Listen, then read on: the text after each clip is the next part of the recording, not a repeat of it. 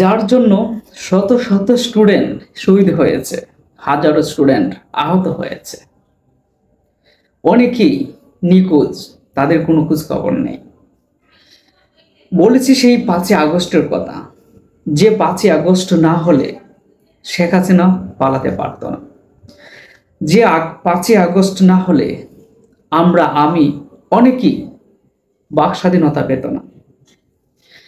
5ই August না হলে যেমন এখন কি নির্বাচন করতে পারতো না, সেটার একমাত্র কারণ ছিল 5ই আগস্ট ঘটনার কারণে।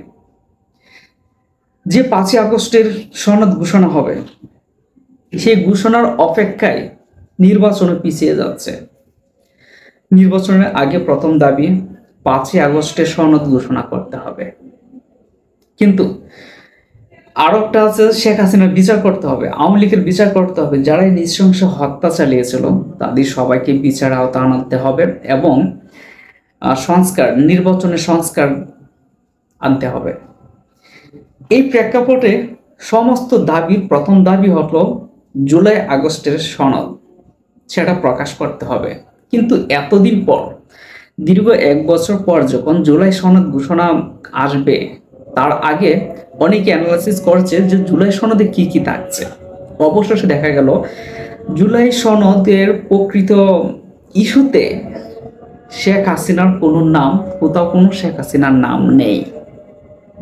এবং শেখ হাসিনার নাম না থাকাতে কালের কণ্ঠে একটি প্রতিবেদন এসেছে, যে দেখেন কালের কণ্ঠে যে প্রতিবেদনটা এসেছে, সেখানে জুলাই সনদে শেখ হাসিনার নাম না থাকা মেনে নেওয়া যায় না, এটা বলেছেন ইসলামী আন্দোলন।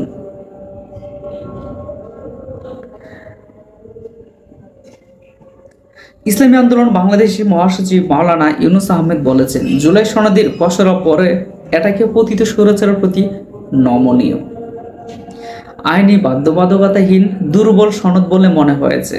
সনদের খসড়ায়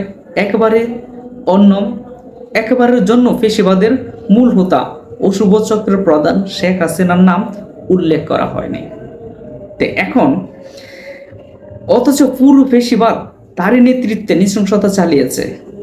অথচ বেশ কিছুদিন আগে শেখ হাসিনার অনেক অডিও কল ভাইরাল হয়েছে। ভাইরাল হওয়ার মধ্যে দিয়ে কিন্তু পরীক্ষা নিরীক্ষা করে দেখা গেছে যে অডিও কলগুলো আসলে রিয়েল। যে উনি যে বলেছেন হেলিকপ্টার দিয়ে চড়ো, ওইখান দিয়ে গুলি করো, নিয়ন্ত্রণে আনো, গুলি করো, এই যে হুকুমগুলো দেওয়া হয়েছে এগুলো কিন্তু আসলে রিয়েল, প্রমাণিত হয়েছে। অথচ জুলাই সনদে শেখ হাসিনার নাম না থাকায় অনেকে এই সনদের বিরোধিতা করছেন। আসলে এই সনদ যারা তৈরি করতেছে তাদের মাঝে আসলে কি কাজ করতেছে আসলে সেটা আমার জানা নাই, কিন্তু ওইখানেও একটা আওয়ামী ষড়যন্ত্র বলে আমি মনে করি। কারণ এত কিছু ঘটনা পরেও শেখ হাসিনার নাম সেখানে না থাকার এটা গভীর একটা ষড়যন্ত্র এবং একটা রহস্যময় দিক অবশ্যই রয়ে গেছে। আর দ্বিতীয়ত, জুলাই সনদ যদি এটা প্রকাশ না হয় তাহলে জুলাই সনদের আগে কিন্তু নির্বাচন সেটা হচ্ছে না। তার মানে এদিকে জুলাই সনদের কারণে নির্বাচন একটু পিছিয়ে যাচ্ছে।